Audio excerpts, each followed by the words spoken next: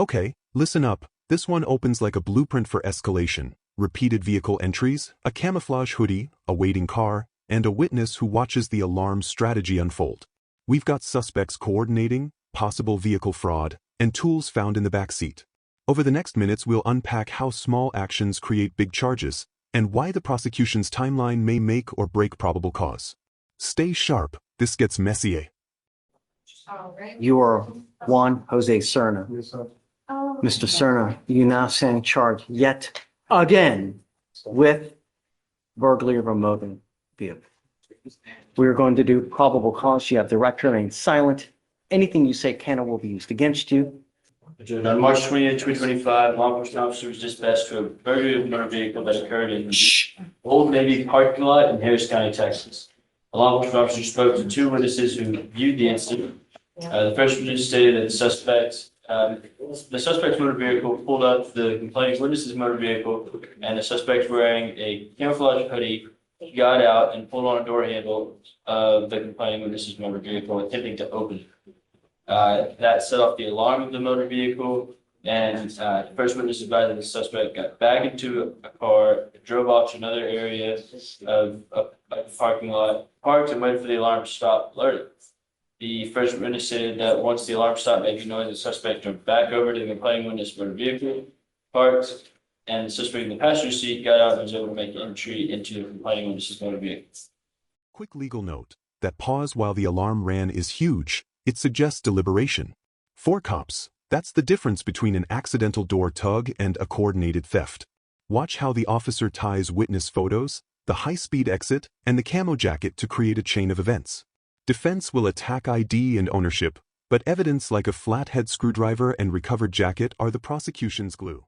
The complaining witness advised that she was walking up to a motor vehicle when she saw a Hispanic male wearing a camouflage jacket sitting in the driver's seat of her motor vehicle. The complaining witness stated that the suspect saw her walking up, jumped out of her motor vehicle, got into the passenger side of a waiting vehicle with an unreadable plate, and everybody was then heard the male tell the driver, "Go, go, go." Another law enforcement officer advised he was patrolling when the gold Tahoe that the suspect was observed in passed him at a high rate of speed. Traffic stop was initiated, and the law enforcement officer was able to send pictures from the witness showing the suspect motor vehicle leaving the location to another law enforcement officer who was able to verify the suspect motor vehicle.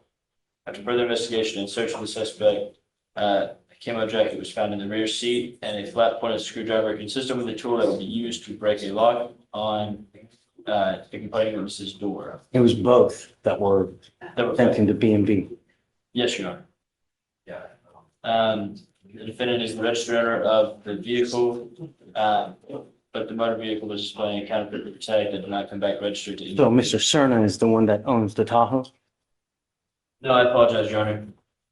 Mr. The other Stern is the second. Looks like the second individual that was in the passenger, that was in the driver's seat whenever the complaining witness came out of the vehicle, is not the owner of the vehicle. Judge, if I may, the complainant or the witness stated that she saw a Hispanic male with a camouflage hoodie. When they were pulled over, there's 2 people in the vehicle. The camouflage hoodie was not on my client. Defense just planted their core argument: mistaken identity and lack of the exact clothing on this defendant. That's classic. If the eyewitness description and the arresting evidence don't line up exactly, reasonable doubt creeps in.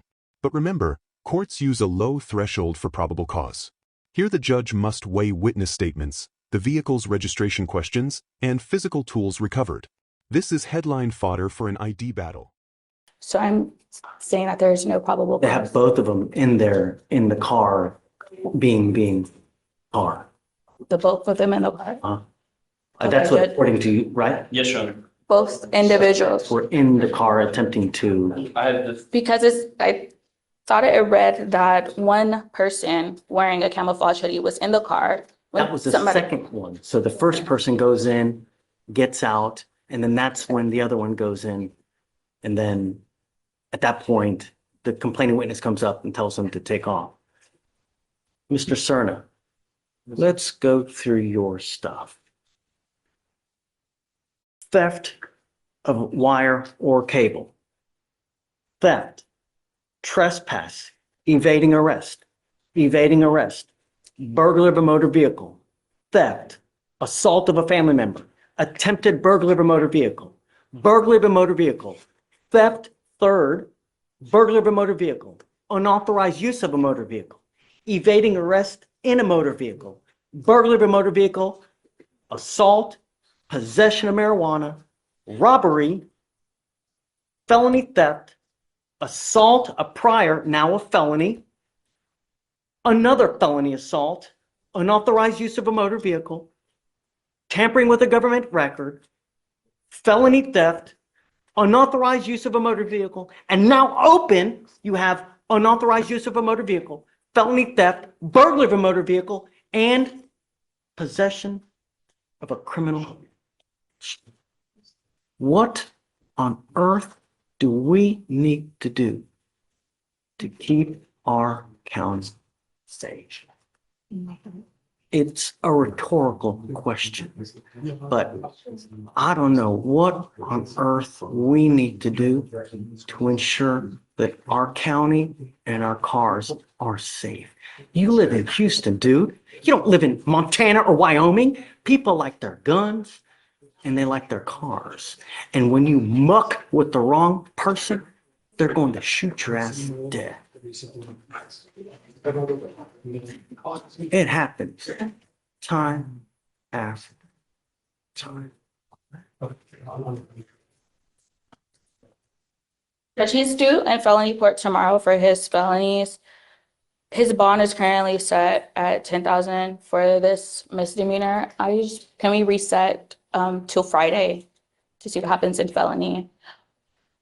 I'm asking the court to not revoke his bond. His bond is set at 10,000. I'm asking the court just keep it in place. So there's nothing for me to revoke because he has not made bond on In felony, correct. You're now being held at no bond on at least 2 of the felony cases that I see. If I don't know if you're going to get out, but if you do, I'm ordering you to have home confinement. Watch the judge pivot into public safety mode. Threats of raising bond and ordering home confinement are tactical pressure points. Judges use bond conditions not just for punishment but risk management. GPS, scram, no weapons, these are designed to control risk while the system runs. Also note the rhetorical messaging. Judges send clear warnings to the defendant and the public. It's courtroom theater with real consequences.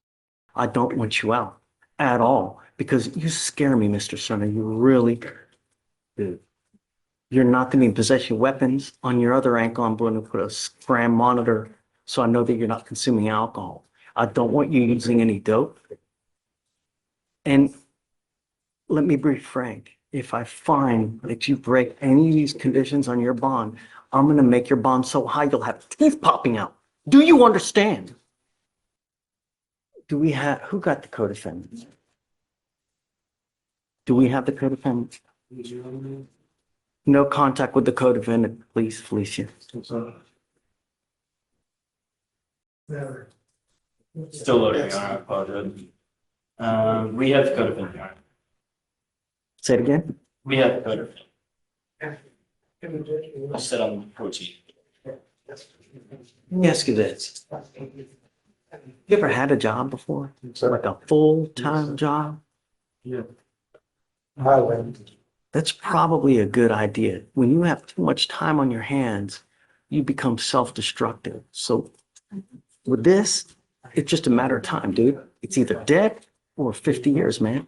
Really? Life's too short to live in a 6x9 box for the next 50 years. All right. Good morning, man. Hi. Just a little bit down so I can see your eyes. Sure. That's okay. How are you? Good. Ma'am, you've not picked up another case. You're charged with terroristic threat. You're facing up to 6 months in jail and or a $2,000 fine. We're going to do probable cause. You have the right to remain silent. Anything you say can or will be used against you. You have the right to have an attorney present. If you cannot afford one will be appointed to you. Judge, if I can just confirm the name. Agbacielo. On April 1st, 2025, a law enforcement officer was dispatched to a residence in Harris County, Texas regarding a disturbance. Law enforcement officer made contact with the second complaining witness who stated that he was inside the apartment when he heard the first complaining witness outside getting yelled at by the defendant. The second complaining witness went outside to see what was going on, and the defendant yelled at him to stop putting things in the pothole in the parking lot. The second complaining witness told the defendant he was fixing the hole. And the defendant then threatened both the complaining witnesses, pointing at them with their fingers, making a pistol shape with their fingers, saying, "I'm going to shoot you." Wait, you said there were two complaining witnesses. Yes, Your Honor. Okay. That's what I have here. That says, "I'm going to shoot you," towards both complaining witnesses. And we have Ms. Agbasieli making the alleged threats. Correct, Your Honor. Your Honor, there's only charges one. There's only, yeah, Right. yes, Your Honor. Okay, who is the complaining witness? Video strong. Is it a known person? Because we have priors with Ms. Agbasieli and there are assaultive and, pretty dangerous priors. Any of the same complaining witnesses? Does not appear so, Your Honor. I'm looking through. No, Your Honor. It seemed like it's just, from what we can see, it's kind of just. Was it a street worker? Was it someone working for the city or It's someone that lives there, Your Honor. just out there fixing the potholes? That's correct, Your Honor. Okay. All right, Ms. Agbasieli, I'm going to find that there's sufficient probable cause to go forward with your case. I'm ordering you as a condition of your bond not to have any contact with the complaining witness in this case and not to be in possession of weapons. Do you understand, ma'am? Yes, Your Honor. Okay. Do you have the ability to hire a lawyer, ma'am? Yes, Your Honor. Okay, we can give you time. So what I'll have you do now is I'll have you sign a receipt, Victoria, while you take a seat, while we draft the bond conditions, I'll have you sign it, and after that, you'll be free to go. Yes, Your Honor. Please, ma'am, don't pick up any new cases. Just don't have contact with these people. I don't want to have to put you in jail, Your Honor, it was the same thing the last time, the Just, last case. just please be careful, Yeah. Really. People make false allegations all the time. And I get it. There's always two sides to the story. That's why you have a lawyer. That's why we'll give you time. But the evidence will point to whose side is correct. Yeah, and I do have them. So please. Thank you. Yes, ma'am. All right. Good morning, Mr. Kyles. Sir, you're charged with deadly conduct. You're facing up to a year in jail and or a $4,000 fine. We're going to do probable cause. You have the right to remain silent. Anything you say can or will be used against you. You have the right to have an attorney present. If you cannot afford one will be appointed to you, sir. On April 2nd, 2025, in Harris County, Texas, a law enforcement officer was dispatched to an apartment complex and spoke to a complaining witness who said that she was laying in her bed and was awoken by her son, the defendant, screaming. And then she heard 2 gunshots go off in the apartment. The complaining witness then got out of bed and took the gun from the defendant, hid it, and called 911.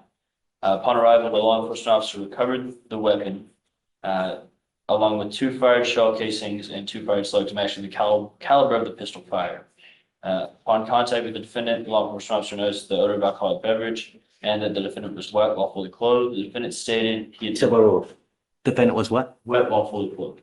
Wet while fully clothed. Okay. Your Honor. The defendant stated he had been drinking alcohol and smoking marijuana and that he fired the firearm in the apartment. The defendant stated he was wet because he dumped a bucket of water on himself. The defendant stated that he was paranoid at the time. This admission is a legal landmine. An affirmative statement about firing a gun combined with shell casings and an intoxicated state opens pathways to both criminal and supervision penalties, and it gives the court justification to order immediate drug/alcohol testing. In plea negotiations, admissions like this change leverage dramatically. Defense counsel now needs to focus on mitigating intent, mental state, and whether any procedural safeguards were followed at arrest. Mr. Kyles, I'm sending you for a drug test. I want to know what, if anything, was in your system. You're to come right back. I will appoint you a lawyer today, but you're not to use alcohol or illegal drugs. If I find that you're using, it's not going to go well for you. You're also not to be in possession of weapons. Do you understand? So, do you guys have a rip done on this case? Do we Yes, Your know Honor. whether she wants him back at home or no? I made contact with the complaining witness, Your Honor. However, she did not wish to talk with me about the incident after. She don't want to talk to you? No, Your Honor. Okay. Don't be in possession of weapons, Mr. Kyles. I don't want to have to put you in jail and make your bond high. I don't know if you have anyone in this life that is prepared to pony up $5,000 to $10,000. So when you're out there in the free world, if you don't have anyone that's going to, pony up that money for a bond, you'll be stuck like Chuck in there. So be careful. All I want is my city safe. You understand? Okay, so what we'll do is I'll appoint you a lawyer today. Or do you have the ability to hire a lawyer, or would you like a court-appointed lawyer? You can appoint me a lawyer, and I may consider hiring one if the understanding is not I understood. just want to know whether you want to court appoint a lawyer or not. Yes, I sir. can Yes, appoint sir. a lawyer Yes, sir. today. I'm sending you for a drug test. I want to know what, if anything's in your system, come back and then I'll have a lawyer waiting for you. Okay. Okay, please. Judge, financial affidavit or no? Good morning, Judge. I'm here on Katrina Keys. You had her on docket for Friday for a bond violation, but she needed to come in and talk to you anyway, so she came today. I'm sending you for a drug and alcohol test right now, ma'am. But unacceptable. You're on bond for DWI and you now you're allegedly consuming alcohol. No. Yeah, I spoke with the Scram people and she said that was not it. It's not an alcohol violation. She doesn't know if alcohol my, was detected during both tamper events. But they cannot be confirmed because of the nature of the tamper. I haven't had a drink since I was arrested, Your Honor. I've done everything this court has asked me to outside of looking for a job and everything. I have had no problems. I've called Scram about my device, because I have neuropathy swelling once it goes down. So she said it was loose. I asked them, the only thing that I did on Saturday and Sunday, which can be confirmed by my GPS monitor, I went to my son's basketball game. I left my house, went to my son's basketball game, from the game back. Let's I do have this. not done anything. Lisa, do you mind sending me for a test right now, please? I'm going to send you for a test. You Okay. come back. Do you No problem. understand? Mhm. We'll deal with the violation when you come back. Okay. Just please take a seat. Tell me about it. For the DVR? No, Oh, does sorry, her drug test was presumptively negative, Judge. she ever test positive again, I'm going to keep you. Judge, it was a scram temper. Oh. If you ever tamper with the device again, I'm going to keep you. I'm doing everything in my power not to revoke your bond. Do you understand? I don't care what it is. If there's a problem with your device, you need to go have it switched out, go get it looked at, but I will not entertain any more excuses from you. No tolerance. Do you understand? Yes. Okay, all right. Did she address my curfew? My lawyer was supposed to ask her about my curfew because I got a job and I started today. And the job is from 5 p.m. to 6 a.m. at Igloo. And I have the letter saying that I've been accepted for the job. Does she have something open elsewhere as well? She had a deed to provide open out of Austin County, Your Honor. Still open? It's not still open. I'm not sure if she plugged it or what happened, but looks like she's on probation now. For that one in Austin County. You're on probation for DWI. You've not picked up another DWI. I don't want you driving in the middle of the night. I'm not driving. I'm not driving. That was just on March 26th, I believe, Your Honor, is when Right, she I plugged don't- for when that case was resolved. The year probation. I resolved that case. And I, You still have an open DWI and you picked up another DWI. I didn't. I haven't done anything since before. Don't talk. All I know is that you have a probation for DWI, you have an open DWI. The last thing I want is another death on my streets.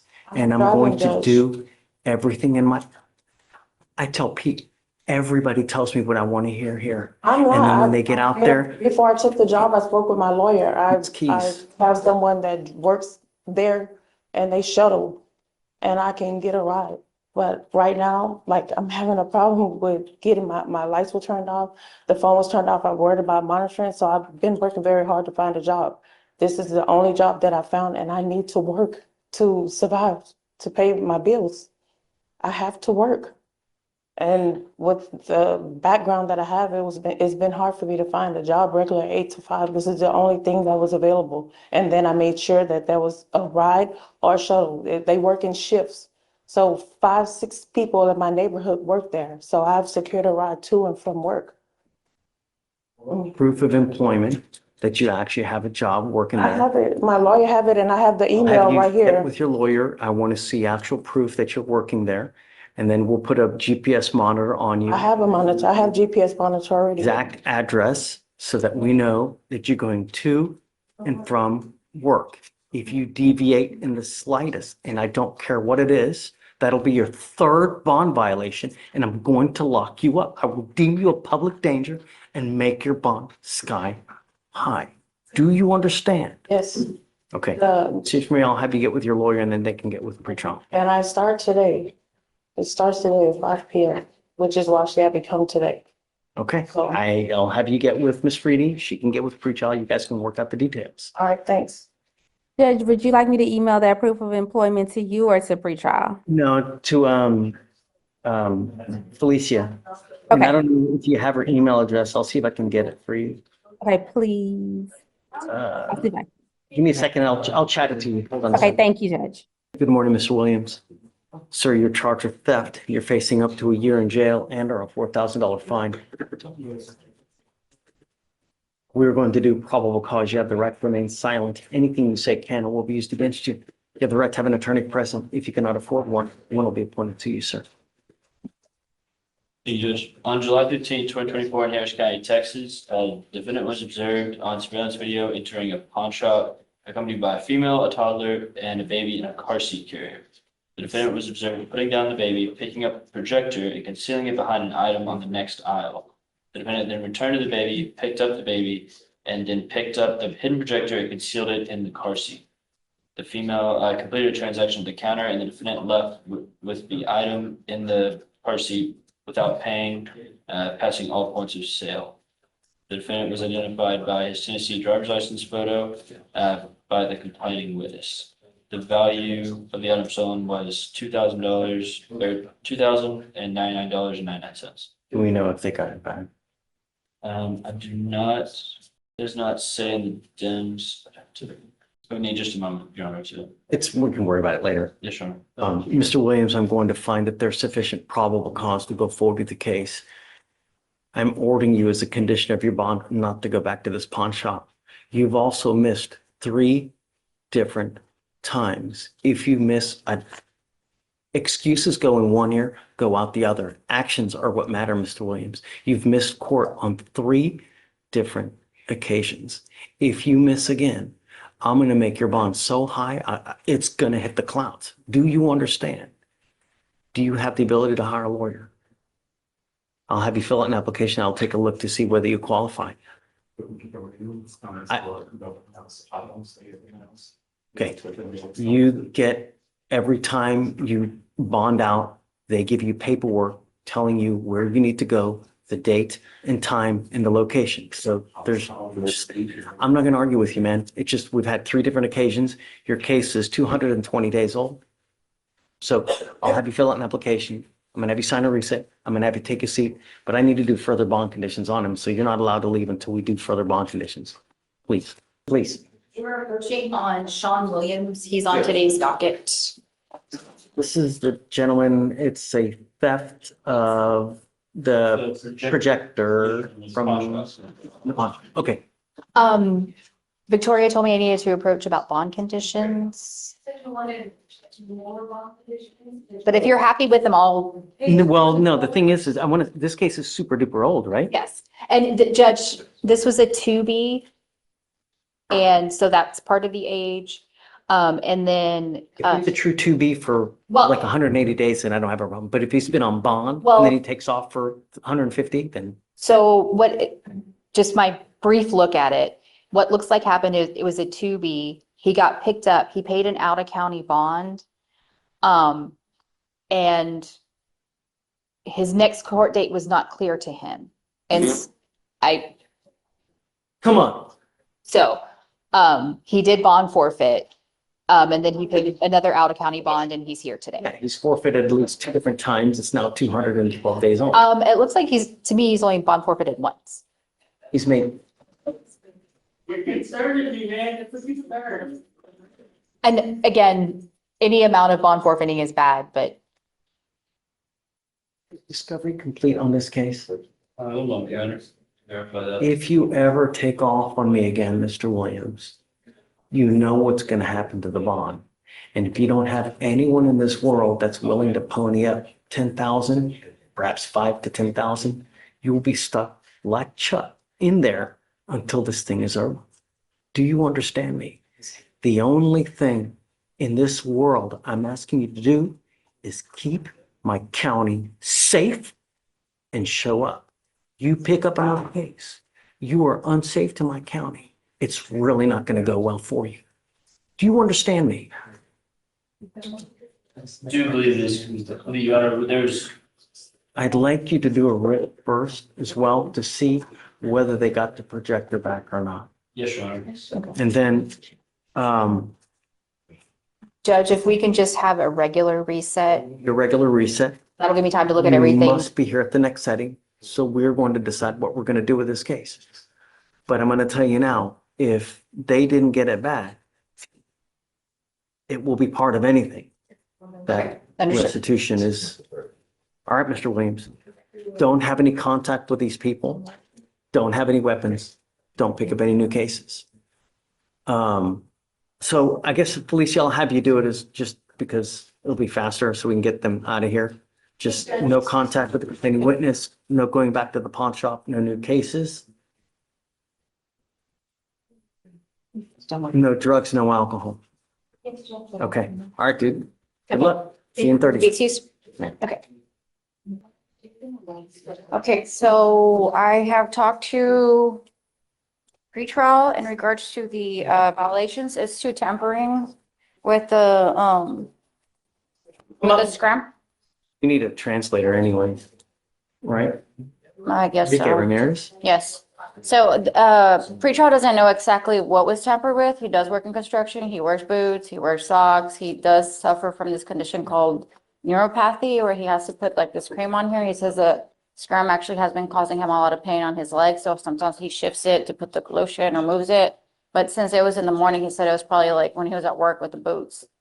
But there was no like BAC, no alcohol, nothing. It was just Because a tampering. lot of times the way they do it, they tamper with it so that alcohol can't be detected. They'll put something in between the leg and the monitor to, evade. This is Enrique Ramirez. This was, A lot of times they'll say the tamper was from midnight to like 6 a.m. so that we know that there was something in between the leg or they've done something for that length of time. I don't know. See the first one? And it says began alcohol was at detected. On March 1st at 4:32 a.m., returned to baseline at 2:40 p.m. That tamper was 10 hours and 8 minutes. Come up, Mr. Ramirez. I don't see the second one. I see the one on the first. Tengo que te estás, que tienes alcohol en tu sistema y que estás fallando con la máquina también. No, sir. La máquina me dice otra cosa. I don't know what to tell you, Ms. Solis, but oh, I mean, pretrial doesn't have knowledge as far as like what was tampering. I mean, they can't. It's impossible. I know that, Judge. All we know is that the device was not detecting his skin for a certain period of time. And at the same time, alcohol is detected. ¿Dónde estás el día primero y el día 8? So let's do this. I need to get a translate here so I can properly translate and let him know what I'm going to do. Oh, Plaza. Yes. Can I borrow you for a second, please?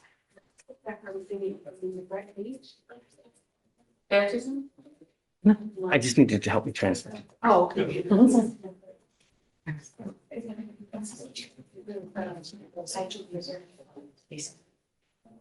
Mr. Ramirez.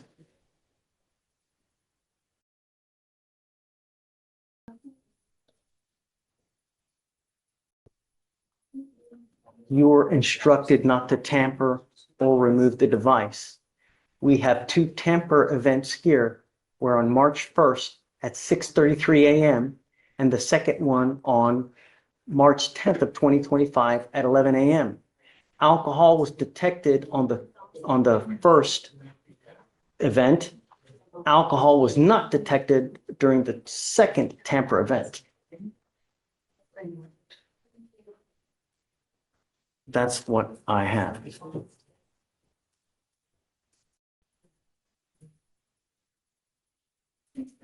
We need to do something with this case. It's 207 days old and he's now tampering with the device. So I know, Judge. I mean, we're ready for plea today, but. up your bond. You're tampering with the device and you're consuming alcohol. Told you not to.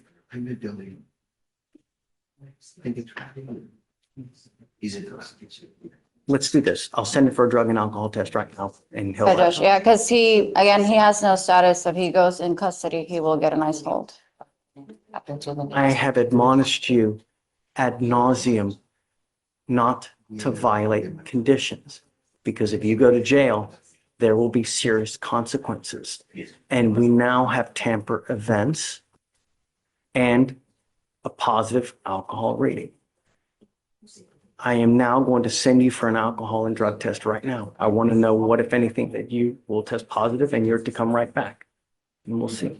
Yeah, because he does say, he does use the creams on his arms and hands, so it doesn't have a BAC level or anything in regards to this crime, so. Advised of. I understand, Judge, I understand. All I know is that alcohol is detected and he's tampering with the device. Okay, all right, Judge. All right, well, so I'll step out and then, okay, thank you. What's up, man? I'm here for Ricardo. He just said he just wanted to Ricardo. approach for an admonishment. So Kim is here. Oh, Dave's there. Okay. Hey, Dave, sorry. Sorry, man. I've been in different courts. okay. I mean, if it's just for an admonishment, then I can just sit here. Like if it was something contested, it'd be different. But it's just literally it was the judge. It was the one we approached on Monday for the remand, and it's just I guess telling him about. Do you want me to bring him out? Yeah, let's bring him out. Can we bring out Mr. Joshua Sweat? Because I did want to talk about the reason why they're asking for an extension. And I talked to the client and I need to bring this up. So. Not happy? Well, it's part of it. And I think you're saying that he's medically unfit to be transferred. I think that's the reason that. Right. So, I mean, in plain speak, he's detoxing, and medical needs to figure out when they're finished with that before Louisiana can even initiate the transfer. That's the issue, is they can't even tell when they're coming because he's not cleared yet for transport, ironically. So, yeah. So that's something that I want to address with client being here.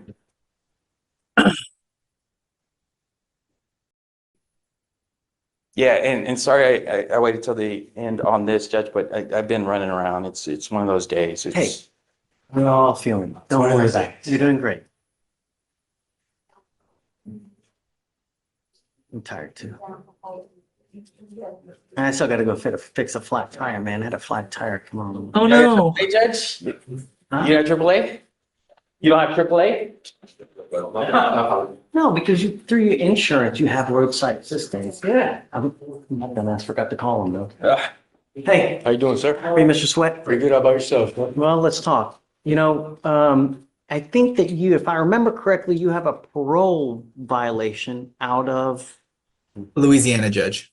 No, Michigan, sir. Or Michigan. Sorry, Michigan. I'm sorry. I conflated two cases. That's right. He was a Michigander. That's what we were saying. That's right. You know, a lot of times in life, you really have to read the fine print. You got to read what you're signing. A lot of people just sign just because they want to be done with it. Yay, I'm getting on probation. Yay, I'm getting on parole. Let me just sign what I'm going to do. You know, one of the things that you sign in the jurisdiction where you sign, where you refuse, or I'm sorry, you waived extradition by signing the document that you agreed to be on. So whether you agreed to get on parole, whether you agreed to be on probation, you refused extradition by signing the document in and of itself. And it says there, I will, you know, waive extradition if I ever become a fugitive from justice. You are now a fugitive from justice, meaning that you're wanted out of the other state. Yes, sir. So you can't sit here and say, you know what, I want to try to get a bond so I can just go turn myself in. You have already you have what's called a pre-signed waiver. You have already signed. Yes, that's why I was trying to get back. We are going to get you back. Yes, sir. The problem is that sometimes, you know, we give them up to 30 days for them to come get you from Michigan. I was under the impression it was 14. In the typical instance where I don't give someone a bond, yeah, but for pre-signed waiver cases, it's 30 days. Judge, and if I may, that's my argument. When we did all this, we always talk about the practice of 14 days. And so when we originally talked, we reset it out 14 days and we were all basing it on the 14 days. Now, the extension that they're seeking is my understanding because he is detoxing. And at that point, my question is, I talked to him when we talked about the 14 days. We understood each other. He understood me. He seemed fine. I talked to him again today. He seems fine. And he may be fine now, but when he probably first got here and when everybody was notified, it may have been a different story. He may have been like, just No, in the I talked to him. clouds. I talked to him when we talked about the waiver, Judge. Yeah, I'd been off my detox medication by the time I signed my waiver. I was no longer on even any detox medication. And so my argument, Judge, I get it. And my argument is, hey, he's ready to go. We don't need extra time. Why are we holding him here extra days? Yeah, he signed the pre-signed waiver, but we talked about 14. If they're supposed to be here in 14, that's the practice. He's good to go. That's not the practice for pre-signed waivers. It's not right. The 14 days, and understand the 14 days, hold on. Yes, sir. The 14 days Yes, sir. is us being nice because statutorily, it's 30 days. Even in the instance where if it were a 14-day thing where I'm going to give someone a bond or this or that, statutorily, it's 30 days. We do 14 days because we have so many damn people in jail that we try to get them out as quick as possible. So as a courtesy to you, it's for everybody else, not for pre-signed waiver cases. We, as a courtesy, do 14 days. But in reality, we have 30, or they have 30 to come get you. And then Harris County releases you at that time. May I say one thing? Sure. It would have been 8 days ago, last Tuesday. They told me ATW. I went downstairs. They said Michigan is here to get you. I waited 4 hours and in the holding cell. Then they said, actually, they're not coming. I had to go all the way back to the booking process again. They took my money from my account, put it in a check. I cannot go to commissary, can't go to commissary. And the waiver that I did sign, I did read the fine print and it said they have 14 days. And if they do not, 10 business days, 14 calendar days. And if not, then they can seek an extension if necessary. My argument, I understand everything you said and I'm not questioning I know the law more than you, but I did read the fine print. So hold on, let's find out. Mr. Kim, Yes, Judge. what's the good word? Tell me So about they're supposed to be giving an update this afternoon. Hold on, I don't want to misspeak. Yes, I got an email about an hour ago, I want to say, that they should give the final update yesterday, but it's one where obviously they have to medically clear him, I mean, a liability alone in terms of, I'm not gonna just, trust that he's good to go until a medical professional tells me that he's good to go for transport, because it's a liability on both, obviously, the sheriff's office side and Michigan side for the transport. We have You want to had roll it till tomorrow to see what they say? Well, I mean, that's fine, but it's just for an update, just because, I mean, once the email comes in saying that he's clear, I would obviously relay that over to Ricardo. So, I mean, we can roll over, that's fine, but just rolling it over isn't going to rush their decision because they already have it on the forefront because we've been emailing about it. Do you have any clue when they're going to get here? Well, so once he's clear, they can book it. So I believe they said once they clear him, they can get him in. What do you mean once they clear him? What does that mean? He's not cleared as of right now? That's what I mean. Is like right now, medical has not cleared him from the Harris County side for Michigan to I come haven't get been him. on detox medication since the fourth I day. have no idea what that means. The fourth, when I was withdrawing because I take Xanax, and when I came in, they gave me a 5-day detox. I haven't been on detox medication. So let's do this. Let's roll it to tomorrow. Who do I need to check in with to see if he clears from medical? Well, I mean, it's a sheriff's office via Harris Health, but we're already in communication with them. That's what I'm saying. It's like no one's sleeping on this. We've been actively, there's like 4 emails this morning alone. No one is they're just making sure he's cleared medically. And so there's no magic. It's going to be in 4 hours. It's when medical clears him. And it's not something that I can force, obviously, because it's determinative of his condition. Not just the fact that he's off medication. It's the equivalent of going into an ER. They have to observe. They have to make sure he's stable and he's safe for transport. I don't know what that means. And obviously, the sheriff's office makes that determination based on safety. So safety of both him and the officers coming to pick him up. I guess let's do this. Set it for Friday. And I'll reach out to the sheriff's office to see what the heck is going on so they can go interview him to get him cleared as soon as possible. Okay, I will have this I reset will for email now, figure out sweat, right? Off on me, actually, I did too. Sweat. My understanding when I looked into it, it's the prison that wants you. Charles Egler reception. Whatever it Rapid was, Center. I think I mentioned it to you, who is You said this? the Lansing tether unit, but That thing, that's who's asking for you. am I going to the Mr. county Kent, jail? Day, I'm gonna CC you on this, okay? Yes, Judge. Give me a second.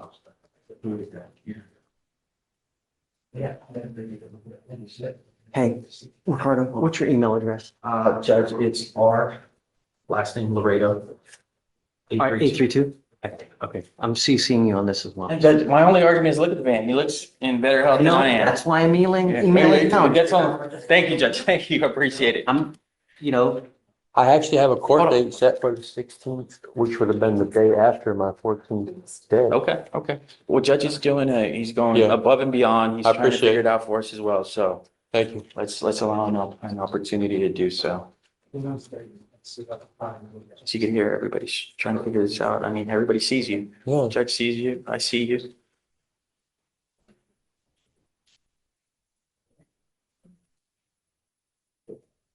yet he has been held in custody since when?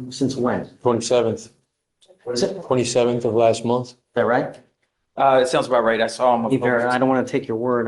Dave, do you have that by chance? It shows that he was filed on April 1st. Oh, wait, no, sorry. It's the wrong case. 3/31. Oh, sorry. It's 3/31. Yeah. 3:30. I was held in Pasadena jail till the 20, from the I'm 27th. not counting Pasadena. Okay, okay.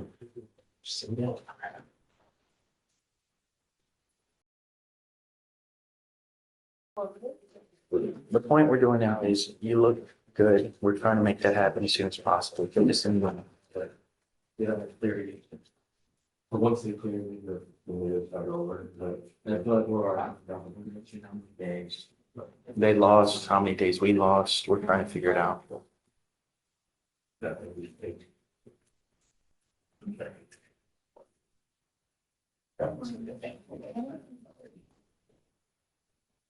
Okay. So let's at least set you 2 days out to make sure, what my feeling is that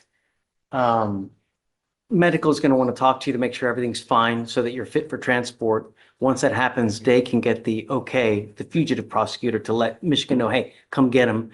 And then hopefully they can do it within the allotted time. I've just set the email now. Let's set off for 2 days for Friday and we'll see. And hopefully that gets done. Is the allotted time being 14 or? I don't know yet. Sure. We're trying to figure it out. I don't know. I'm not going to commit to anything at this point because I don't know why they didn't clear you when they last interviewed you. So there's a lot of other things that play to determine when the day actually is. But be that as it may, we're going to try to get you out as quick as possible. Yes, sir. No one's sleeping on it and no one's waiting for just, Yes, sir. yeah, Thank we're you. working on it. Thank you, Judge. Okay. Thank you for. Thanks, Ricardo. Thank you, Judge. I'll reset to Friday. All right. Okay. Bye. Mr. Gonzalez Dominguez, you're charged with driving while intoxicated. Second offense. Looks like you have worked out an agreement where Quiet for a plea.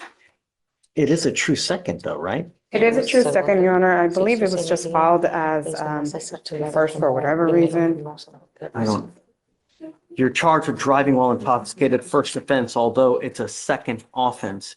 You need to understand that there are very serious consequences with this, Mr. Gonzalez. You now will have 2 DWIs on your record. What happens on the next one? Próxima. ¿Qué es lo que va a pasar? Deportación. Deportation?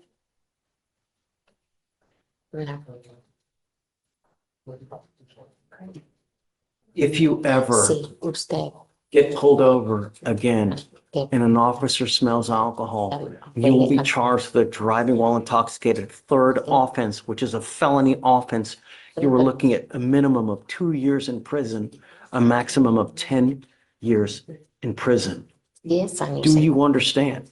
If I were you, I would never get into a car, even if you've had a sip of alcohol. Otherwise, it's probably not going to go well for you. Do you understand? Yes, sir. You are giving up a lot of rights by entering into this agreement today. You are giving up the right to a trial, right to compel witnesses to testify on your behalf, confront and cross-examine your accusers. If you are not a citizen, there are possible immigration consequences. You can be deported, excluded from the country, denied naturalization. Under federal law, you give up the right to appeal. Once you accept this agreement, you are stuck with this forever. Is it true or untrue that you had a 0.15 or above? Que tenías concentración de alcohol más de 0.1%. Sí, señor. ¿Verdad o no verdad? The ¿Verdad? agreement is 1 year in jail to be probated for 15 months. Meses. We will do a DWI, repeat offender DWI education class. You will do one victim impact panel. You will do a TRAS to see what other conditions you may need. If they assess other conditions, you must fulfill them. No drugs, no alcohol, no breath test refusal. If you were pulled over in a car, an officer asks you to submit a breath test, you must do it while you're on this probation. If you do not, then you're in violation. I'm telling you now, Mr. Gonzalez Dominguez, I'm going to do everything in my power to protect my county at all costs. And apparently you have not gotten the message. So now you will be required to pay the DPS supervisory fee and the court costs. You will now be leaving here somewhere in the neighborhood of around $5,000 in fines and fees. And if you don't pay it, every $100 you owe, you will sit 1 day in jail. And if you're not a citizen of this country, you're not here with permission, you go to jail for that kind of time, you will probably get an immigration detainer. Do you understand? ¿Usted lo entiende? Sí, señor. Yes, sir. I'm suspending your ability to drive for 1 year. You must also obtain does he have a portable device now, or what does he have? I'm on right now, Your Honor. Okay. We are asking for the portable since he will be in. So once he gets the portable device first, then we can take off the scram device. Yeah. I have been paying for all of your devices as of now. Going forth, you will be required to pay for everything. If you fail to pay for it, if the device goes into lockout, so will your probation. Su libertad condicional. You must do a $100 donation to Mothers Against Drunk Driving, 30 hours of community service. Varias. Do you have children? ¿Tiene hijos? No. No. Okay. You will be required to do the 30 hours of community service. Varias. Is this how you understand the agreement? Yes. How do you plead to the offense of driving while intoxicated? Guilty or not guilty? Guilty. I'm going to find you guilty and I'm going to follow this agreement. How much is the total? Judge, you said you were gonna do a 1 year flat driverless suspension? Correct. So with the driverless suspension was 4,900. No, but it's 45 for the 45. supervisory, and then what are court costs? Oh, so the DPS fine is 4,500. And then the court costs are 420. How much? 420. 420? 420. You will now owe $3,920. You will be given a 2-year payment plan to do it. If you fail to pay, like I said, 1 day for every $100 you owe. Somehow we have to get your attention, and I hope this is it, before something drastic happens where you end up with a 50-year sentence.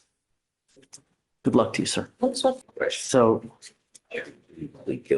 you are charged with threatening exhibition or use of a firearm with a school bus. You're facing up to 1 year in jail and or a $4,000 fine. You have worked out an agreement that it's a 6-month deferred. Ms. Uceda, this is the type of probation that if you complete successfully, you do not end up with a conviction on your record. You understand? Yeah, I understand. You can't tell people it was dismissed. It doesn't get dismissed.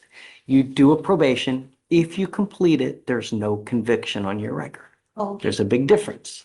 Do you understand? yeah, I understand. Okay. It is extremely important that you complete this successfully, because if you don't, this is a potential crime of violence that will always be used against you in the future. If you ever try to apply for a job, if you ever try to go do something in this life, you will always have to explain this. If it's a conviction, meaning if it goes on your record, that is a very bad thing. Yeah, I You understand. need to complete this probation. Mhm. You understand? Yeah, I understand now. I'm going to waive all your fees. It's never about the money. It's about you showing up on time, not using alcohol, not using drugs, and doing illegal drugs, and doing the classes you're supposed to do. Mhm. The recommendation here was for you to do a Thinking for a Change, which is a 16-week class that you go once a week. Mr. Slider has asked for me to give you a different class, which is a effective decision-making class, which is an 8-hour class. I will do it. The other thing she's supposed to do is what else? It's anger management. He's still on his anger management. I finished that one already. If it's okay with you, that's what you do. Did she do it? She did do it. Yeah, I She's finished done, it. she's done quite a bit since she's been on bond, Judge. Okay, I will give you credit for anything that you've done. Mhm. The only thing that we're asking you to do, stay out of trouble. Don't be in possession of weapons. And I'll make you a deal. If you do really well, I'll take you off in half the time. So if you get everything done, you're nice to everybody, especially the probation officers, because I'm telling you, these people have a really hard job because they deal with a lot of people who aren't nice.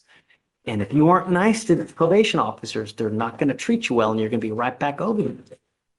Mhm. I understand. You're giving up a lot of rights by entering into this agreement. You give up the right to a trial, right to compel witnesses to test on your behalf, confront, cross-examine your accusers. If you're not a citizen, there are possible immigration consequences. You can be deported. Right. I still have to advise you that if you're not, you can be deported, excluded from the country, denied naturalization. Oh, weird. I was. He's just advising you, Oh, just in okay. case if you weren't, he's just making sure. You need to that understand that you understand. also give up the right to appeal. Oh. So what that means is that once you enter into this is a contract that you and I are entering into. If you complete it successfully, we're all happy. If you violate it, though, I will issue a warrant for your arrest. I'm going to put you in jail, bring you back out, and you're facing a whole year if you violate this. You understand? Yes, I understand. Don't pick up any new cases. Do your stuff on time. If there's ever any issues, if you ever have any problems, come back, talk to us, and we can work through anything. Okay, I understand. Any questions? No. How do you plead to the offense? Guilty or not guilty? Guilty. Sorry, Charles. I'm very nervous. No need to be. You know, as long as you do everything well, there's no need to be nervous. Mhm. I'm not going to find you guilty. I'm going to wait. I will withhold that for 6 months. Wait for you to do what you need to do. What I did was a mistake, I know.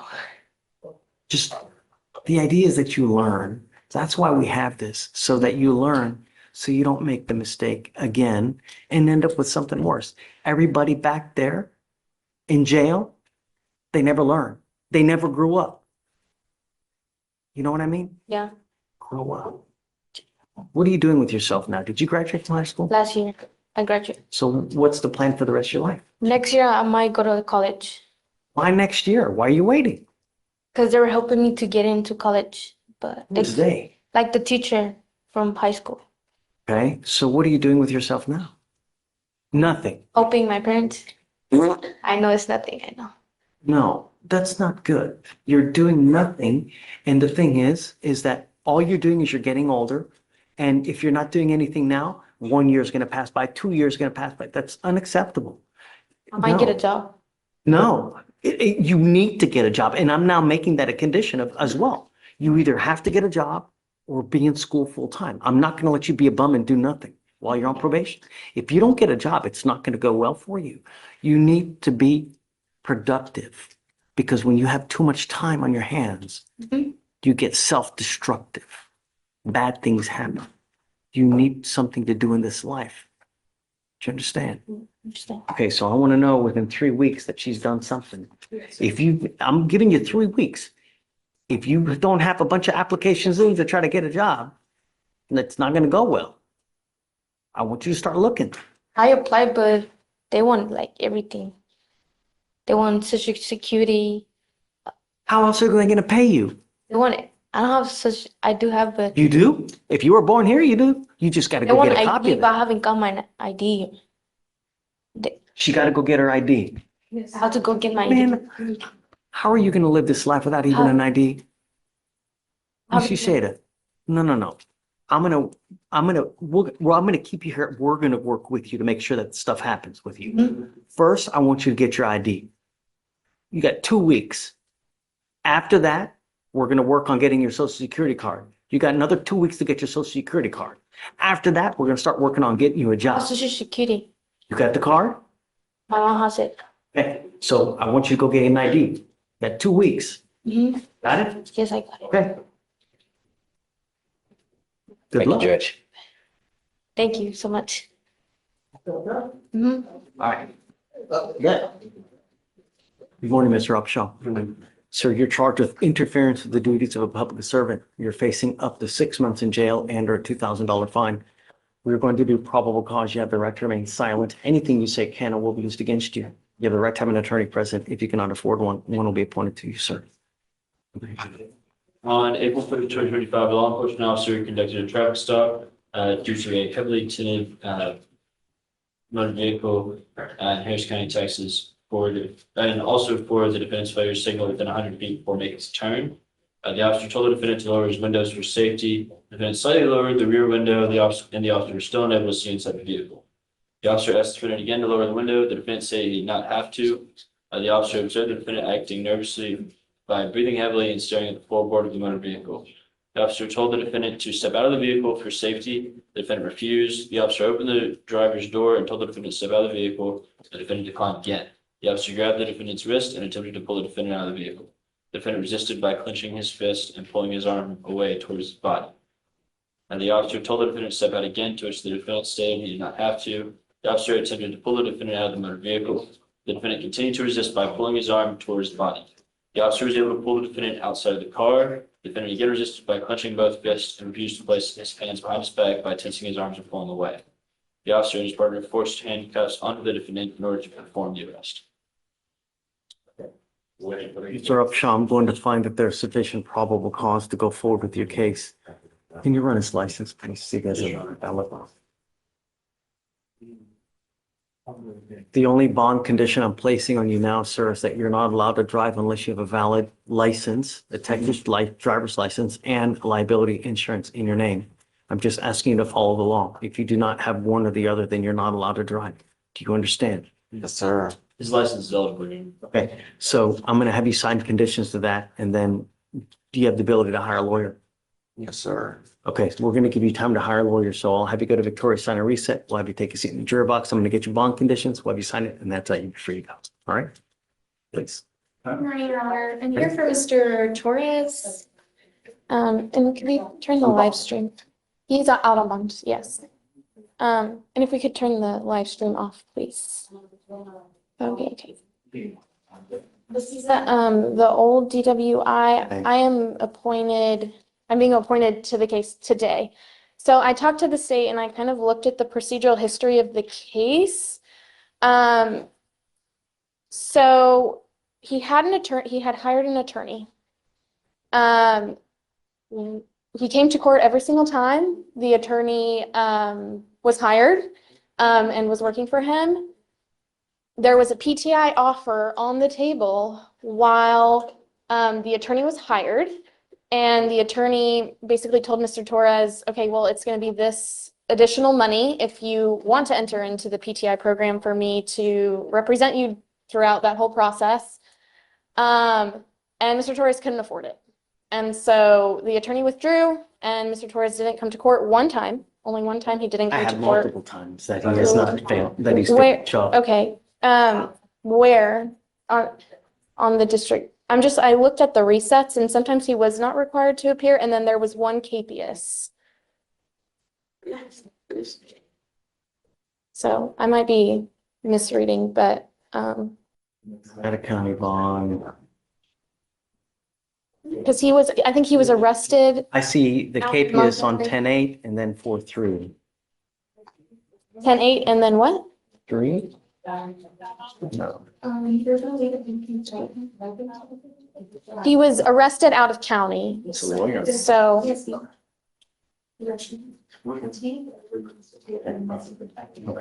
so here's what we'll do is I'll give you some time. yes, well, I talked to the state and they're like, we're not opposed to PTI, but you have to reapply, right? I'm And not gonna sit here and wait the 3 months when the case is 332 days old. Okay. No, I'll give you 30 days at the max okay, for him to have everything done, turned in and ready to go. But I'm not gonna sit here and reward someone for. The judge, only thing I said was want to make sure it was clarified. He was originally auto approved, I pulled that, and now he's going to require mitigation package Right. because of these. Okay, so what we'll do is I'm gonna give him 2 weeks to have the mitigation packet turned in. okay, Okay, if he doesn't have it turned in, it's clear to us. And okay, then I'm gonna put a GPS monitor on him now, okay. so we know where he is. Yeah, and one more thing, Your Honor, just to make the court aware, there is discovery, well, the state doesn't have discovery missing or anything like that, but I want to obviously submit a supplemental breath Oh, and toxilizer discovery order. Like there's very minimal discovery in this case. And so I have no idea what kind of investigation was done on this case prior to my representation. And so I do have concerns that I looked there's. today, Okay, I had expedited a special. right. So I'm just saying like in 30, I don't know in 30 days what the discovery situation will be, but I intend to file a breath discovery order. Get it done today. So, Come up, Mr. Torres. Regardless, if he's applying for the PTI program, 2 weeks, he must have absolutely everything turned in. okay, yeah, it does require the TRAS as well. Happen after the fact. Okay, If he's, just the application and the you must paperwork. have Okay, absolutely everything done within 2 weeks, or I'm not giving you any more resets for that. Do you understand? Today, you will get a scram on one ankle, you're going to get a GPS monitor, and if you take off again, it's really not going to go well for you. Do you understand? You're not to consume alcohol, illegal drugs, unprescribed controlled medication. Can you run his license, please? Yes, sure. Torres, Judge? No, Joe. Yeah. Did you say Torres, Christopher? last name. Torres? I thought she said Christopher. Oh. That's why. Did you? No? Okay, sorry. Sorry. It is eligible, Your Honor. Okay. You're not allowed to drive unless you have liability insurance as well. That is also a condition of your bond. Do you understand? Okay, so we'll see you in 2 weeks. Okay, thank you, Your Honor. Tell We me. have Dwayne Berard, Bond or Jen? Joe. Okay. Okay. What's the word? I was speaking with the chief. I'm not sure if he wanted to come up here on this individual. This is for Dwayne Berard, if we can do probable cause. It's an assault, right? Yes, Your Honor. On February 1st, 2025, an officer was notified of an inmate who was assaulted by 2 other unidentified inmates. The officer was informed by the detention officer that the complaint was stated he had been assaulted by the defendants. The officer was unable to review surveillance video due to the camera being down. The officer interviewed the detention officer who identified the defendants by the description given to him by the complaining witness. The officer interviewed the complaining witness and observed redness and bruises to the right side of his face and a laceration on his right forearm. The complaining witness said that 2 light-skinned black males had entered into a cell yelling. Joe Torres? I apologize, I'm reading straight from the note, Your Honor. You gotta get your gay ass out of here.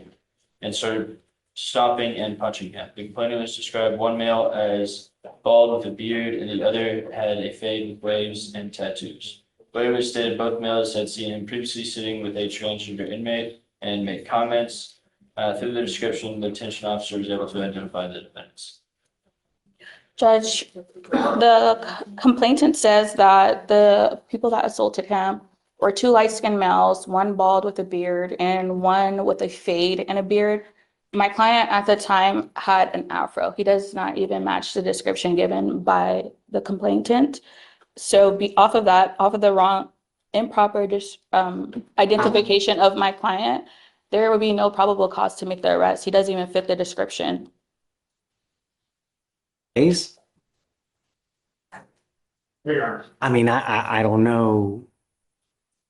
You know, that was 2 months ago. Hair grows. I don't. When I saw him, I got the case, I think February 11th. When I saw him on that date, he had an afro. In his booking photo, he has an afro. Now, after the fact, he has now cut his hair. February 1st is the date of the incident. He had an afro. So Your Honor, what we have here is, and just come from the office report, by the description given by inmate Gardner, Cameron was able to identify inmate Williams, inmate Gerard, Dwayne, inmate Gardner was in fear for his life and press charges against said inmates. I don't know. Do you want to reach out to the officer? Did they like take some kind of? I mean, absolutely. There Or was did they bring pictures him? on the portal. The pictures taken, there is a male with a beard and a fade with tattoos as described by the complainant. However, the picture that's on the DA portal, that's not my client. So, Your Honor, here's what I've just asked. We reached out to Colin because he does have some serious pending charges. I think we're going to be able to get our case resolved out based on our evaluation of this case. I just need a second here to get Felony to reach back out to me to come to a resolution on this. I mean, if they have the wrong person, they have the wrong person. It's the wrong person, I Judge. would argue that based on the PC we have in the DIMS. You want to reach out to them now to see? We've already reached out. We've reached out. And we were here in our last setting for that to happen. It still hasn't. Ariel, that's not what happened. What happened is Ariel came to me and said, hey, I think y'all have issues with the case. Here's why. I said, okay, we'll take a look. We have taken a look. We've given Felony our concerns for the case. That is what was supposed to happen. But is it true that the photo that they gave was a different person? Yes, that is correct, Judge. Where does it? Where does it? Let's do this. I got a line building up. Show them real I have quick. showed them, Judge. And I gave, Judge, based. I broke down the case, gave them point details of what's wrong. And I'm not, what I'm saying is, Judge, based on what Ariel gave me last time, we evaluate the case. But we all have the discovery on the portal. I did my diligence. That's where I'm going to leave it, Okay, Judge. let's do this. Let me stand down for a second. Can you pull the picture so I can see it real quick as well? And then let me take a look. And if it's not the right person, I'm going to find no PC now. Okay. So just, but they've been waiting. Just give me Okay, Judge. 10 minutes. And then let me. I'll hop back in line and I'll have the picture ready. Thank you. I will say, Judge, before we do the plea, I was informed by probation, he did a TRAS in anticipation of his sentencing for next week in felony courts. And apparently they are recommending inpatient treatment. So he's likely going to get that on the felony probation. Over there. That was their TRAS. Yeah, we're not going to ding him. Okay. Just wanna. No, he'll be expected to once he's released. Of course. Mr. Myers, come up. Good morning, sir. Good morning. You're charged, You're charged with driving while intoxicated, second offense. You're facing up to a year in jail and or a $4,000 fine.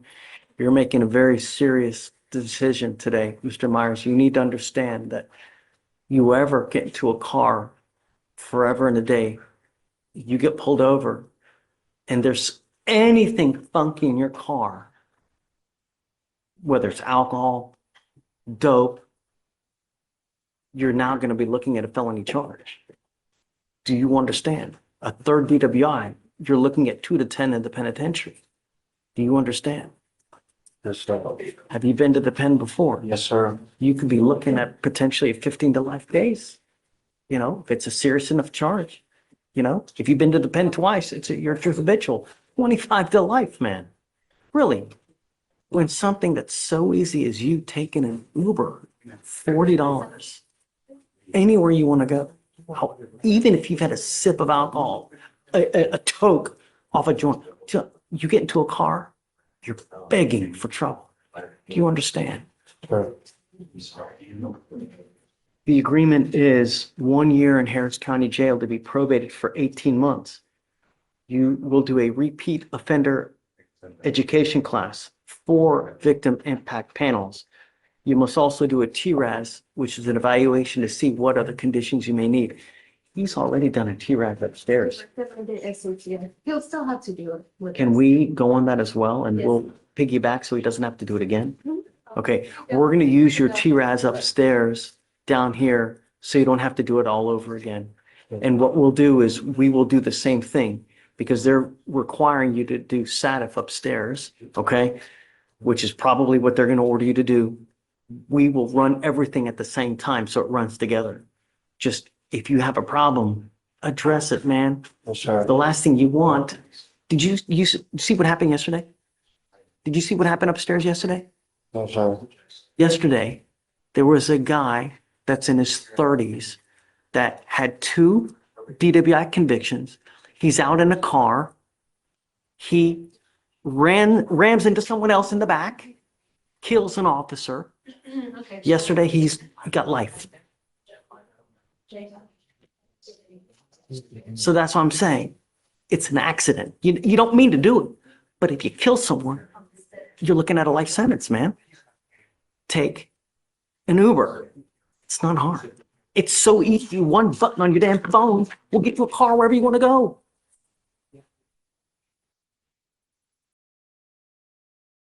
He must do 3 days in Harris County Jail as a condition of the probation. Do you know when he wants to do it? April 28th. Okay. All right. No breath test refusal. If you're driving in a car, an officer asks you to submit a breath test, you must do it while you're on this probation. No drugs, no alcohol, and a guardian and a law. Is this how you understand the agreement, Mr. Myers? Yes, sir. You're giving up the right to a trial, right to compel witnesses to testify on your behalf, confront and cross-examine your accusers. If you're not a citizen, there are possible immigration consequences. You can be deported, excluded from the country, denied naturalization. You give up the right to appeal. So once you accept this agreement, you're stuck with us until you complete it or you get revoked. If you do something to violate this probation, I will issue a warrant for your arrest. I'm going to put you in jail. I'm going to bring you back out and we're going to have a hearing to determine if you violate it and you're looking at an entire year. You understand? I'm sorry. Okay.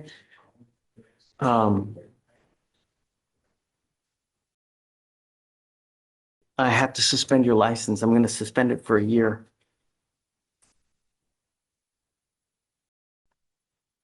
Good luck to you, sir. The super fines and everything are waived. I am appointed. He is very much in his job. I normally on a second won't, but he's on probation. He's going to be doing SATIF. I will. Don't get into a car, man. Just please don't get into a car. It's not hard.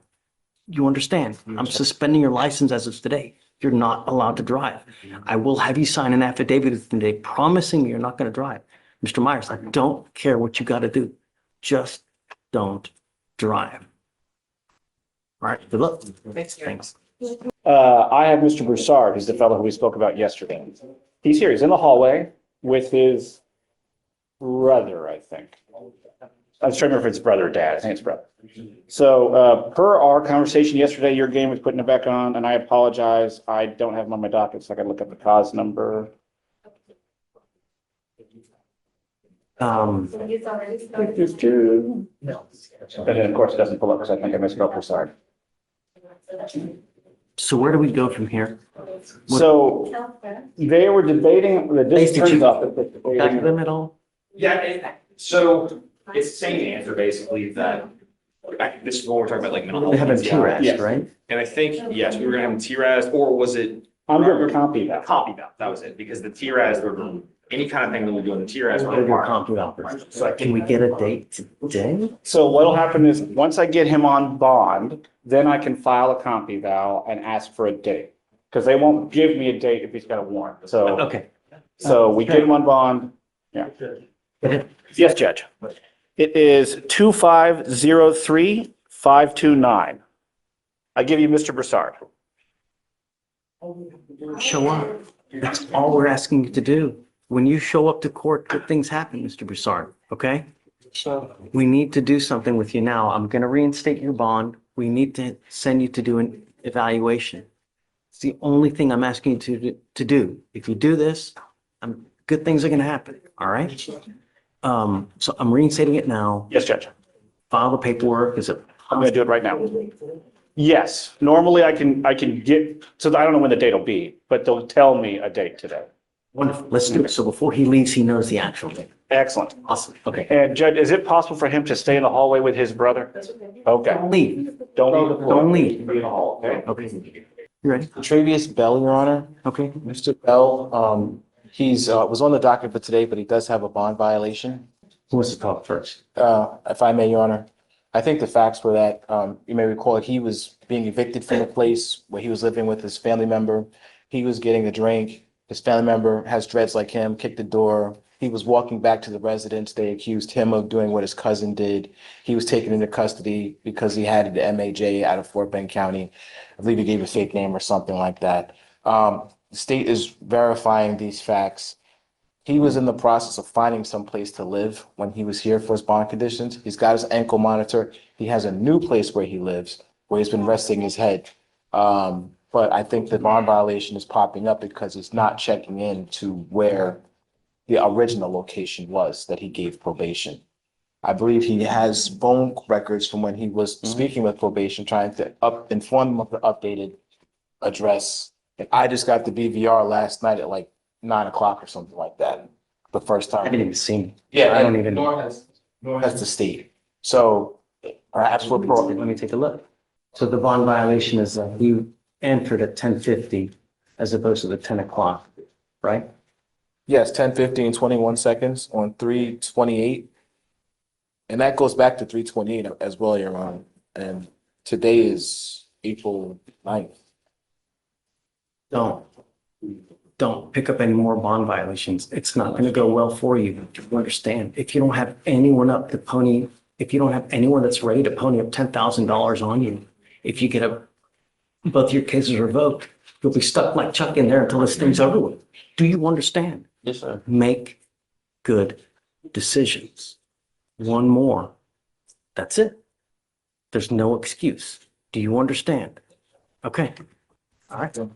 We'll continue supervision. Yes, sir. Thank you, Your Honor. Good morning, Mr. Teapot. Buenos días, señor Dubas. You were charged with illegal dumping. You're facing up to 6 months in jail and or a $2,000 fine. That is a multa. We are going to do probable cause. You have the right to remain silent. Anything you say can or will be used against you. You have the right to have an attorney present. If you cannot afford one will be appointed to you, sir. On August 1st, 2019, surveillance video recorded a gray Chevrolet Avalanche bearing a temporary license plate and also recorded two Hispanic males exit the vehicle and illegally dump a refrigerator on the side of a city easement in Harris County, Texas.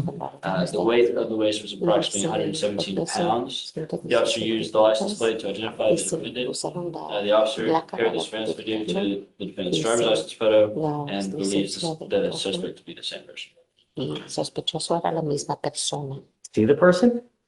On the surveillance video. There's surveillance of him actually dumping the fridge. Yes, sir. Vigilancia dice la foto All right, de Mr. él. Box, I'm going to find that there's sufficient probable cause to go forward with your case. You run his license, please. Yes, sir. Your Honor, I just have one moment. Sure. If you do not have a Texas driver license and liability insurance, you are not allowed to drive. And that is a condition of your bond. If I find that you do in violation of this, I will put you in jail. I don't know what your immigration status is, but if you're not in this country with permission and you go to jail and immigration finds you because they sweep it daily, they will put a detainer on you and you will be stuck in there until this case is over with. And then you get shipped off to immigration.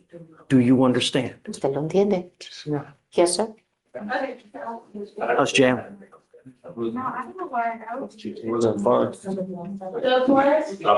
You don't want help? I would like to receive help. We can help you find a place to stay. We can get you food, cell phones, all kinds of stuff All you have to do is ask and we can provide it to you. The problem is that if you're homeless and you continue to rack up these convictions, you're just making it worse for yourself. Every time you plead guilty, you end up with a conviction. And when you rack up certain types of convictions, it only hurts you so much worse, you know?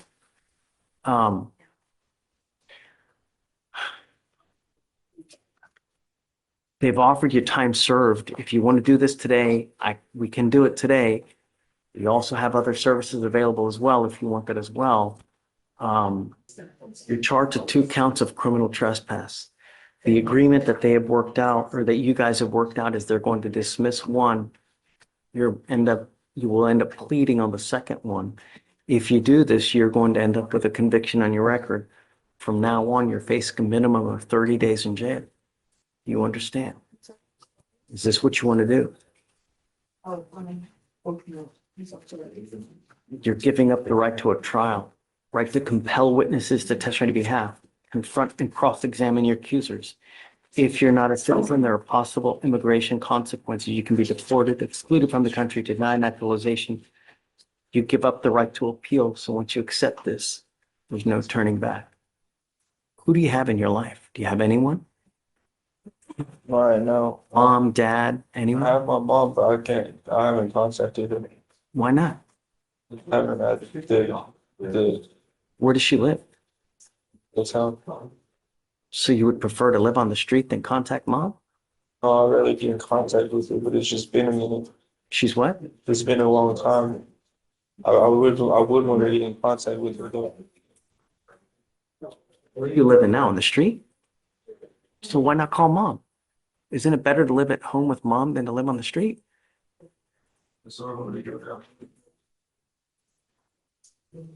Without realizing.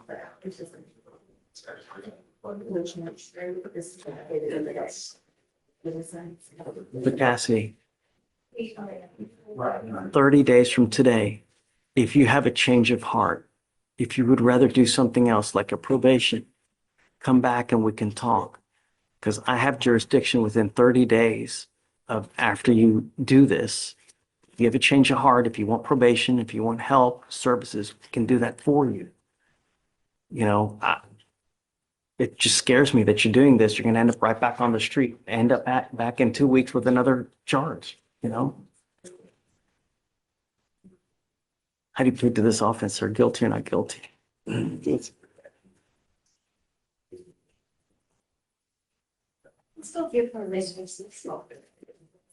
I'm going to have you talk to Shatoria.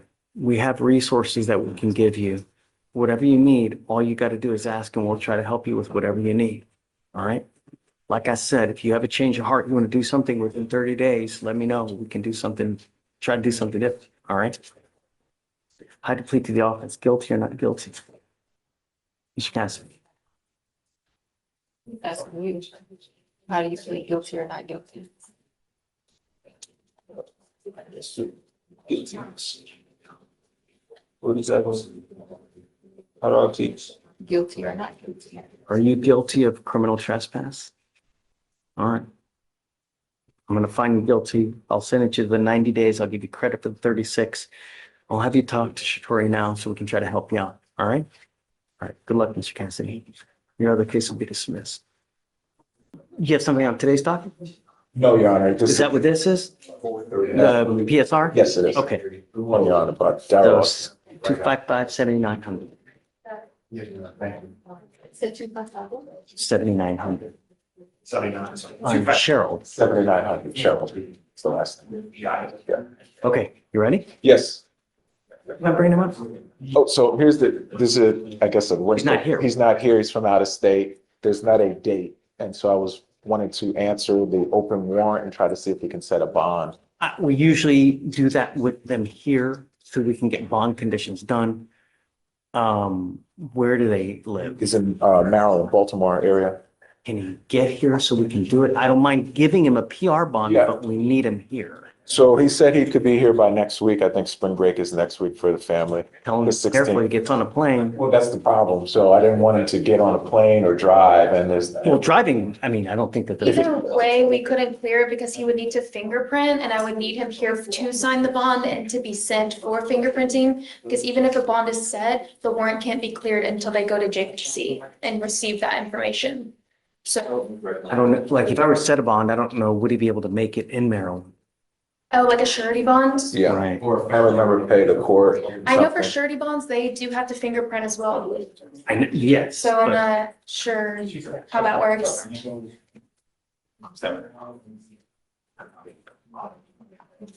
Are you okay with setting a bond on this?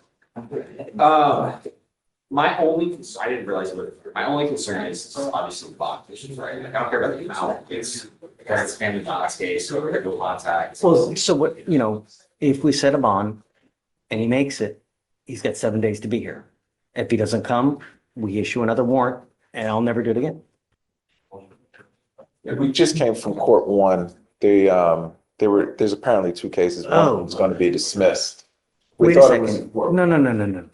No. Now we're here. But It's coming to us, regardless, it would have been, it's the lowercase number. We have the lowercase number, so it come to us. what's weird? That said to be the other day that that the magistrate found no PC on, they didn't sign the warrant. Oh, that's weird. Did you hear that? And we had a case too. So let's get it here, Vic.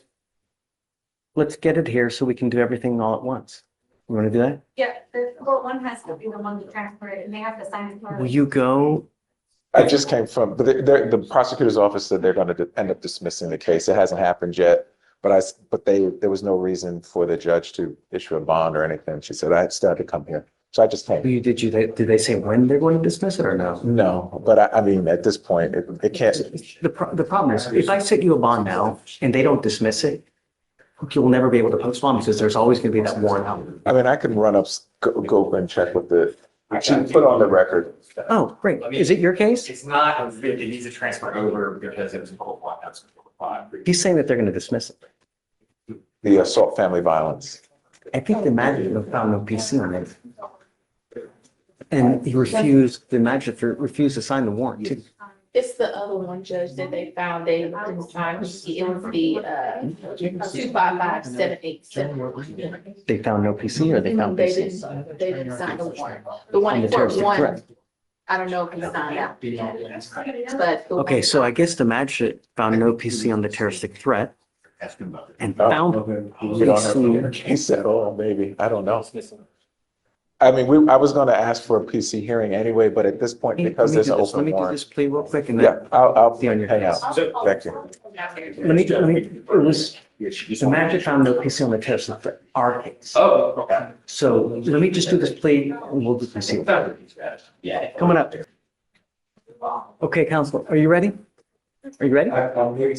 Maybe so. I'm waiting on. Oh, okay.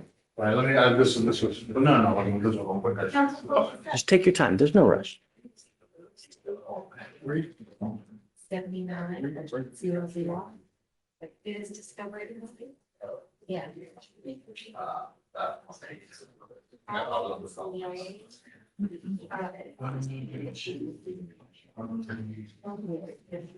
Whatever. Okay, I think I bought it on the phone. Maybe you can follow us on the- Ah, good. Yeah. Okay. Okay.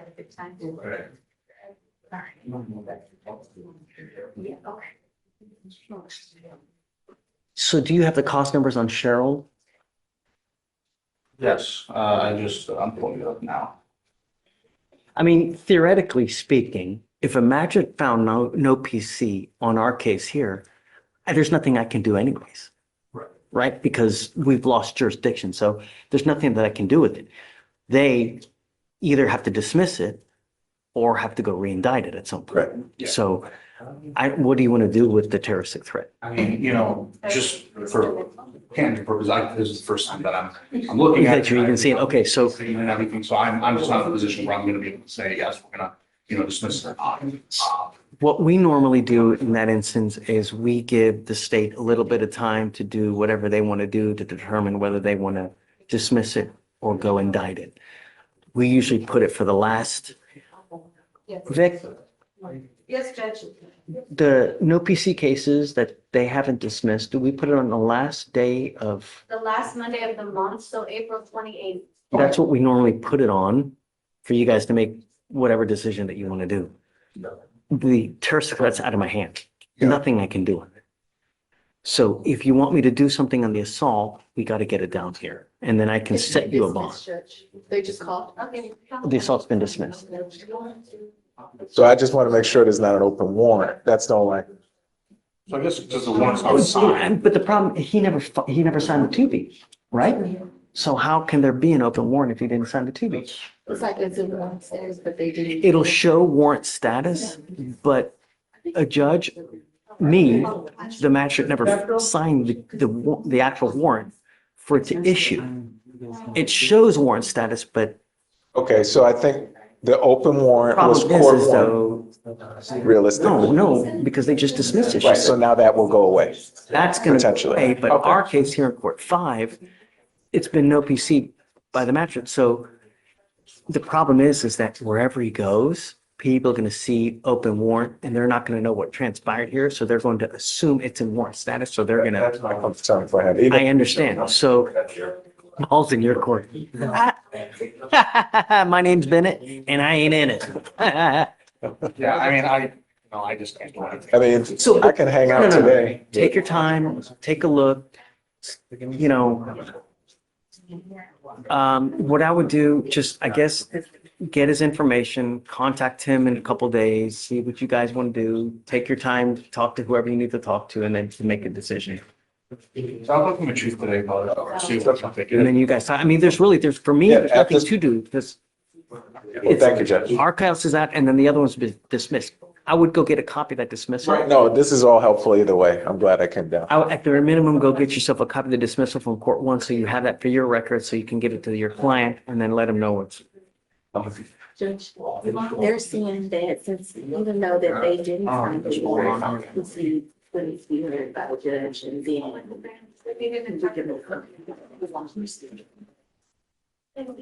She found, she found the PC, right? They do things a little bit different, so like, just because they. Did they find it? She Hold on, guys, hold on.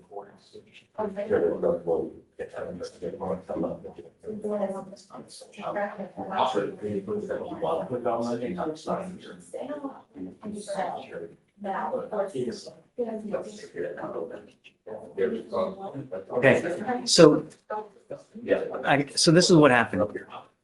The cops go to get the warrant signed on the terroristic threat, and the magistrate refused to sign it. So what she's saying that we need to hear PC right now. Let's have a hearing then. That's probably the easiest. Shh. Okay, so, are you ready? Okay, go for it. Officers were dispatched to a residence in Harris County, Texas. Plaintiff witness stated that the defendant called her the day prior and stated, quote, "I know where you live. I'm going to come kill you. I'm going to kill your dog. I have a trapper on your car." Plaintiff witness told officers that the defendant had given her the vehicle and that she was concerned about the existence of a tracking device. Defendant is not a resident of the state, but was in town for an unrelated reason. The defendant then sent the complaining witness a photo of her apartment door after making the threat. Heard on ring video, the defendant hitting the door in an aggressive manner. States CW said she was in fear of her life. So he says, go through it again. All right, so complainant witness stated that the defendant called her the day prior and stated, "I know you live. I'm going to come kill you. I'm going to kill your dog. I have a track on your car." Complainant witness told officers that the defendant had given the vehicle and that she was concerned about that tracking device. Defendant was in town for an unrelated reason, but the defendant then sent complainant a photo of her apartment door after making the threat, and the officer observed on ring video the defendant hitting the door in an aggressive manner, and the complainant stated she. So why would they find no PC? I mean, it's. There's a few things left in there. I think first, the complainant stated she did not wish to pursue any criminal charges, perhaps. Yeah, but that doesn't I mean, factor into whether there's probable. The other issue, I think, is this allegedly happened on the day before, and at some point later the next day, the complaining witness, I don't think 911 was called, the complaining witness did their own investigation somehow. That's what I can tell from the way the complaint is written. So I don't think 911 was ever called. I don't think the threats are imminent as would be required under the Terroristic Threats He Act. says, I'm going to come kill you. I mean, there's imminency with that. I'm going to go do that, right? Certainly that is a consideration. I don't think that's imminent because there's not, I'm coming now, I'm doing this. Like, I think there has to be a finite time. I'm going implies I'm coming. And I think for the purpose of PC, right now we have a complainant stating, even if, she didn't want to press charges or anything, a complainant stating that she was in fear of imminent, she was in imminent fear. We have a statement, we have a video of a picture of her front door being sent, and then a video of the defendant's, I don't know that we have that, but I understand if those threats were allegedly made, I think it was the day before. Day before what? The day before, based on the complaint. I'm just strictly going off the complaint. It was the day before, and then the next day in the evening, this complaint was filed. So there's at least a period of time that no longer has the imminency is my point. No, they may have filed it later, but the act itself isn't terroristic threat when it happens. Of course, it takes time to file something. They're going to file it later, right? But the fact remains is that on this day, at this time, he says, hey, I'm going to fucking kill you, right? And then proceeds to provide more evidence, adding credence to the fact that he's going to do it. I don't know about the assault, but I mean, I think that there is sufficient to go forward just for the terroristic threat. If you want, I can set you a bond now. That way they can make it. But let him know that once I set a bond, if he makes it, he needs to be here within 7 days. Sure. And then after that, you guys go do about your business, right? Now, I think the fact that she may not want to go forward or whatnot, that will play into the case itself. But remember, probable cause is a very low burden. No, I understand completely, Jan. I just think in terms of probable cause, and I understand that what the complaint has said, it's coming from a third party. I know hearsay is allowed and all of that later on, but for purposes of today, at least if we can get the bond, because I came with the impression that this was already an open case anyway. And I thought so too, but a lot of times what happens is the magistrates don't get all the information because it comes in piecemeal. And so they may not have had all the information at the time when the 2B was issued, and they kind of supplement it after the fact. So what do you think about a bond? Amount wise? 2,000. Well, can we just pay, I was thinking a couple $100 to pay to the court so that he doesn't have to pay a bondsman. You're going to pay? I'm not going to pay. A family I was member. going to say, be very careful. I'm not paying anything. Be very careful. Family will pay on his behalf, but I would want him to pay the court so that the money can be returned rather than a bonding company. They'll have to go to the sheriff's office. They don't come here to ask. No, either way, There you go.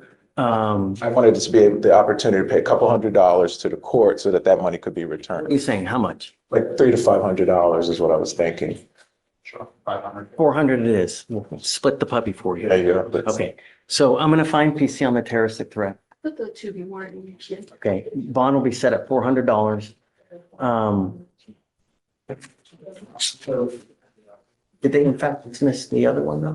Yes, Martha said Okay. she has to. Can we print out a copy of it? If he can get here, I'll give him a PR bond. So I think he said next week would be. just, he runs a risk, right? Right. Because there'll be an open warrant for his arrest, so he runs a risk. The later he takes to do it, then, but, okay, we're done. Thank you, Jeff. Thanks. All right, final take. Across these dockets, we see consistent patterns, eyewitness reliability fights, procedural details matter, timing, clothing, vehicle ownership, and admissions or physical evidence, tools, casings, scram tamper events can swing outcomes. The judge repeatedly balances public safety against release possibilities, using bond and monitoring as levers. Whether charges resolve by plea, dismissal, or trial will hinge on ID clarity and corroboration. If you found this case as shocking as we did, make sure to hit that like button, share your thoughts in the comments, and don't forget to subscribe for more jaw-dropping courtroom breakdowns.